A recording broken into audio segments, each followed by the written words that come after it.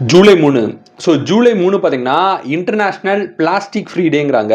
So plastics எதுவுமே use பண்ணக்கூடாது அப்படிங்கிற பர்பஸ்க்காகவே இந்த நாள் வந்து வச்சுருக்காங்க.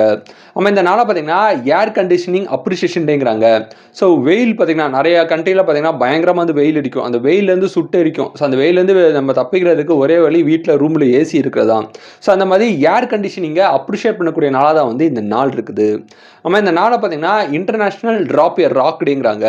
ஸோ நிறைய பாறைகள், குட்டி குட்டி பாறைகளை பார்த்தீங்கன்னா நிறைய விதமான பெயிண்டிங்ஸ் வரையதாகட்டும், நிறைய பேர் எழுதி வைக்கிறதாகட்டும், ஒரு ஞாபகத்துக்கு பார்த்தீங்கன்னா ஏதோ ஒன்று எழுதி வைக்கிறதாகட்டும், அந்த மாதிரி மெமரிஸை கலெக்ட் பண்ணக்கூடிய நாளாக தான் வந்து இந்த நாள் இருக்குது.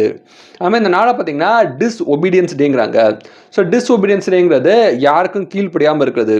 எஸ்பெஷலி வந்து இது வந்து ஒரு தவறான பர்பஸ் கிடையாது, ஒரு நல்ல விஷயத்துக்காக நம்ம கீழ்ப்படியாமல் இருக்கிறது. இந்த உலகத்தில் பார்த்தீங்கன்னா நிறைய அநியாயம் அக்கிரமங்கள் எல்லாமே நடக்கும். அந்த அநியாயம் அக்கிரங்களுக்கு எல்லாத்துக்குமே நம்ம கீழ்ப்படியாமல் அதுக்கு ஆப்போசிட்டாக, ஸோ அநியாயத்துக்கு ஆப்போசிட்டாக குரல் கொடுக்கக்கூடிய ஒரு நாளாக தான் வந்து இந்த டிஸ்ஒபீடியன்ஸ் டே இருக்குது. ஸோ இது போக உங்களுக்கு ஜூலை 3 வேறு ஏதாவது டே தெரிஞ்சால் கமெண்ட் பண்ணுங்கள். இந்த நாள் இந்த உலகத்தில் யாரோ ஒருத்தருக்கு பிறந்த நாளாக இருக்கும். உங்களுக்கு பிறந்த நாளாக இருந்தால் உங்களுக்கு என்னோட இனிய பிறந்தநாள் வாழ்த்துக்கள். So happy birthday to you. Thank you.